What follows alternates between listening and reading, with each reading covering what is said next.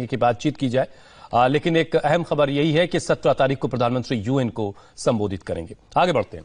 राजस्थान के deputy CM पद और प्रदेश कांग्रेस अध्यक्ष पद से हटाए गए सचिन पायलट आज दोपहर दिल्ली में प्रेस कॉन्फ्रेंस करेंगे। राजस्थान के सियासी ड्रामे पर सचिन पायलट ने अब तक खामोशी ओढ़ रखी थी, वो अब तक कुछ भी नहीं बोले हैं। ऐसे में आज की प्रेस कॉन्फ्रेंस में पायलट अपने फ्यूचर प्लान के बारे में बता सकते हैं। सचिन पायलट अभी तक शांत रहे हैं, खामोश रहे हैं। डिप्टी सीएम पद से उनको हटाया गया, लेकिन उन्होंने सिर्फ ट्विटर पर ही एक बात लिखी और ट्विटर के जरिए अपनी थोड़ी सी नाराजगी जाहिर की, जिसमें उन्होंने लिखा कि सत्य जो है वो पराजित नहीं हो सकता।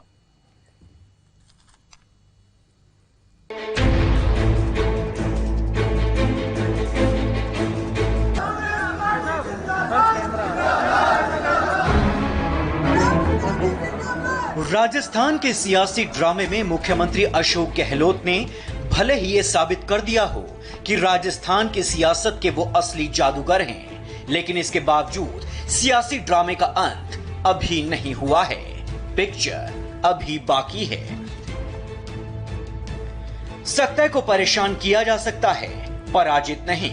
इस ट्वीट के साथ बागी हो चुके सचिन पायलट ने साफ इशारा कर दिया कि उनका पावर गेम शुरू हो गया है। उनका प्लेन क्रैश नहीं हुआ है, वो लंबी उड़ान भरने वाले हैं। पायलट का अगला कदम क्या होगा, इस पर से आज दोपहर 12 बजे पर्दा उठ सकता है।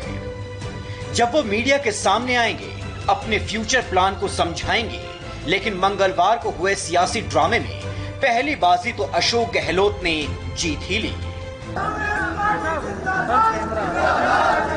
और ये कोई प्रदेश कांग्रेस के अध्यक्ष जो हमारे पहले थे पायलट साहब, उनके हाथ में कुछ नहीं वहाँ पर। वो तो खुद ही वहाँ पे पूरी कुनबा जो है वो बीजेपी के हाथों में खेल रहे हैं। राजस्थान के सियासी घटनाक्रम में सचिन पायलट का विमान टेक ऑफ हो गया है। यही वजह है कि पायलट ने अभी तक इस सियासी ड्रामे पर सीधे तौर पर कोई टिप्पणी नहीं की है। लेकिन आज होने वाली प्रेस कॉन्फ्रेंस में सचिन पायलट कांग्रेस को आईना भी दिखा सकते हैं और आगे का प्लान भी समझा सकते हैं। कांग्रेस हाईकमान के आदेश और अशोक गहलोत की सलाह पर सचिन पायलट को डिप्टी चीफ मिनिस्टर के पद से हटा दिया गया है। राजस्थान कांग्रेस के अध्यक्ष का पद भी उनसे छीन लिया गया है। मुझे खेद है कि श्री सचिन पायलट और कुछ उनके मंत्री साथी वो भारतीय जनता पार्टी के षड्यंत्र में भटक कर कांग्रेस पार्टी की जनता के द्वारा चुनी गई सरकार को गिराने का षड्यंत्र और साजिश कर रहे हैं। ये अस्वीकार्य है। इसीलिए बड़े दुखी मन से और खेद से कांग्रेस पार्टी ने श्री सचिन पायलट जी को, श्री विश्वेंद्र सिंह जी को और श्री रमेश मीना जी को उप मुख्यमंत्री और मंत्री पद के भार से फौरी तौर से मुक्त किया जाता है। राजस्थान के सियासी ड्रामे के 4 अहम किरदार हैं: अशोक गहलोत, सचिन पायलट, कांग्रेस और बीजेपी। पूरी कहानी इन 4 किरदारों के इर्द गिर्द घूम रही है। सचिन पायलट अशोक गहलोत को कटघरे में खड़ा कर रही हैं, तो अशोक गहलोत सचिन पायलट को विलेन मानते हैं। सचिन पायलट पिछले काफी दिनों से नाराज चल रहे थे और ये बात वो अलग अलग नेताओं को अपनी तरफ से बता चुके थे। पिछले रविवार को भी उनकी एक वरिष्ठ नेता से बात हुई थी कांग्रेस के, जिसमें उन्होंने सारी बात बताई। उन्होंने बताया कि क्या परेशानी उनको कांग्रेस पार्टी में हो रही है, किस तरह से उनकी अवहेलना हो रही है, किस तरह से उन्होंने मेहनत की थी विधानसभा चुनाव में। लेकिन उस सब के बावजूद जो जो उन्हें वायदा किया गया, उनकी पार्टी से जो जो शिकायतें थी, वो भी किसी तरह से रिजॉल्व करने की कोशिश लीडरशिप की तरफ से नहीं हुई। राजस्थान के रण के पहले राउंड में गहलोत बाजी मार गए। ऐसा नहीं है कि ये जंग पिछले 1 या 2 हफ्ते से चल रही हो। इसके लिए सियासी बिसात काफी पहले ही बिछा दी गई थी। यही वजह थी कि गहलोत ने सबसे पहले अपने विधायकों को एकजुट किया। गहलोत ने पार्टी के भीतर अपने सबसे बड़े राइवल सचिन पायलट को बड़ी आसानी से साइड लगा दिया, जिसकी वो कई महीने से कोशिश कर रहे थे। गहलोत सरकार बनने के बाद ही सचिन पायलट को ये लगने लगा था कि उनका कद कैबिनेट मंत्री से ज्यादा नहीं है। इतना ही नहीं, विधानसभा में जिस गेट से अशोक गहलोत और विधानसभा अध्यक्ष की एंट्री होती थी, उस गेट से प्रवेश करने पर भी सचिन पायलट पर पाबंदी लगा दी गई। गाहे बगाहे मुख्यमंत्री अशोक गहलोत सचिन पायलट पर निशाना साधकर बयानबाजी करते थे।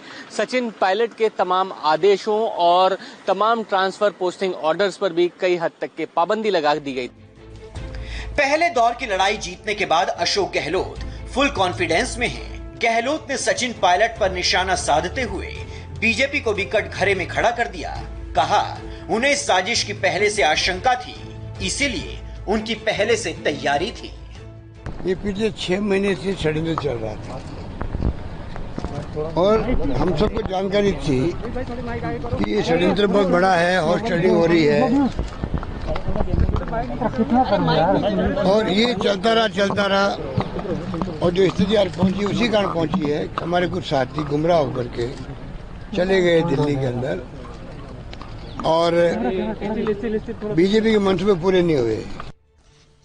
गहलोत ने एक तरफ अपने रास्ते के कांटे को हटाया, दूसरी तरफ कैबिनेट बैठक कर अपने विरोधियों को कड़ा संदेश देने की कोशिश की कि राजस्थान की राजनीति के असली और सबसे बड़े खिलाड़ी वही हैं। मंगलवार रात गहलोत मंत्रिमंडल की बैठक हुई, जिसमें राज्य में 223 करोड़ रुपए के निवेश की 2 परियोजनाओं को मंजूरी दे दी गई। उप मुख्यमंत्री सचिन पायलट और 2 मंत्रियों विश्वेंद्र सिंह और रमेश मीणा को हटाए जाने के बाद मंत्रिमंडल की यह पहली बैठक थी।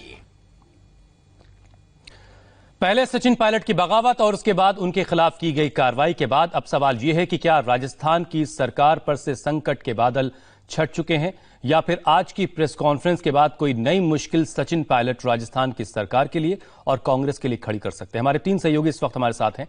विजय लक्ष्मी दिल्ली में इस वक्त मौजूद हैं और देवेंद्र पराशर भी दिल्ली में हैं, जबकि मनीष भट्टाचार्य जयपुर से इस वक्त हमारे साथ हैं। सबसे पहले मनीष, आप जरा समझाइए कि गहलोत को रात भर नींद आई होगी ठीक ठाक तरीके से, सुकून में है वो कि उन्होंने सरकार बचा ली, या फिर कोई सी नई मुश्किल का भी की आहट उन्हें सुनाई दे रही है? देखिए, फिलहाल बॉडी लैंग्वेज से तो ये नहीं लगता है। जिस तरीके से चिंता में अशोक गहलोत दिखाई दे रहे थे और रात को लगभग 10 बजे तक के विधायकों के साथ मीटिंग की, मंत्रिमंडल विस्तार की तमाम चर्चाएं चल रही थी, कैबिनेट एक्सपेंशन में तमाम विधायकों को साधने की कोशिश की, उससे यही लग रहा था कि अशोक गहलोत पूरी कोशिश कर रहे हैं कि जो विधायक उन्होंने बचा के रखे हैं वो कहीं उनके हाथ से निकल ना जाए, क्योंकि उनको अंदेशा है कि किसी भी वक्त फ्लोर टेस्ट की मांग हो सकती है। क्योंकि जो तमाम सोर्सेज हैं उन्होंने यही बताया है कि जो सरकार जो है वो विश्वास में सदन से चलती है और सदन में सरकार ने विश्वास खो दिया है क्योंकि 3 मंत्रियों को हटाया गया। लिहाजा फ्लोर टेस्ट, बहुमत का जो टेस्ट होना है वो सदन में किया जा सकता है। लेकिन उससे पहले मैं आपको ये भी बताऊं कि बीजेपी राजस्थान में ठीक है, लेकिन कंफर्टेबल दिख रहे हैं, जैसा कि आप बता रहे हैं कि उनकी बॉडी लैंग्वेज से ऐसा नहीं लग रहा है, लेकिन वक्त बताएगा कि वो कितनी मुश्किल में है या कितनी आसानियां हैं। विजय लक्ष्मी, आप दिल्ली में हैं, तो यहां पर कांग्रेस आलाकमान और जो कांग्रेस के वरिष्ठ नेता हैं उनके अंदर क्या चल रहा है, और खासतौर से आज की जो प्रेस कॉन्फ्रेंस सचिन पायलट करने वाले हैं उसको लेकर के अब किस तरह का उस पर कैसे रिएक्ट करेगी कांग्रेस, इसके बारे में कुछ अंदाजा मिल पा रहा है आपको? बिल्कुल हुसैन, देखना होगा कि सचिन पायलट अपनी प्रेस कॉन्फ्रेंस में क्या कहते हैं। उम्मीद यही की जा रही है कि वो बताएंगे कि क्या क्या नाइंसाफी उनके साथ कांग्रेस पार्टी में की गई, कैसे उन्होंने मेहनत की और पार्टी ने कुछ भी नहीं दिया उसके एवज में, ये तमाम चीजें बताएंगे। लेकिन कांग्रेस में एक सेंटिमेंट है, और जहां तक बात है यंग लीडरशिप की कांग्रेस पार्टी में, उसके अंदर जरूर एक सेंटिमेंट है कि यंग लीडरशिप मेहनत करती है। यंग जो लीडरशिप है वो मानती है कि सचिन पायलट ने मेहनत की, इसके बदौलत ही कांग्रेस की सरकार राजस्थान में आई, लेकिन उसके बावजूद जो डिजर्व करते थे वो नहीं दिया गया। तो एक जरूर डिसअपॉइंटमेंट है, अगर मैं कहूं तो सो कॉल जो यंग टीम है कांग्रेस पार्टी की, उसके अंदर के ओल्ड गार्ड को ही ज्यादा तवज्जो दिया जाता है, चाहे मध्य प्रदेश का केस रहा हो या लेकिन सवाल यही है ना विजय लक्ष्मी की, क्या इसे लेकर के कोई जो वरिष्ठ नेता है या जो आलाकमान है, जो सोनिया गांधी, राहुल गांधी और प्रियंका, इनकी तरफ से कोई बदलाव किया जाता है, ये बहुत अहम है। एक बार देवेंद्र पराशर के पास चलते हैं। देवेंद्र, बीजेपी में गहमा गहमी काफी तेज है, वसुंधरा राजे जो है धौलपुर से जयपुर पहुंच रही हैं, यहां दिल्ली में किस तरह की हलचल आप देख पा रहे हैं जो खासतौर से राजस्थान से जुड़ी हो?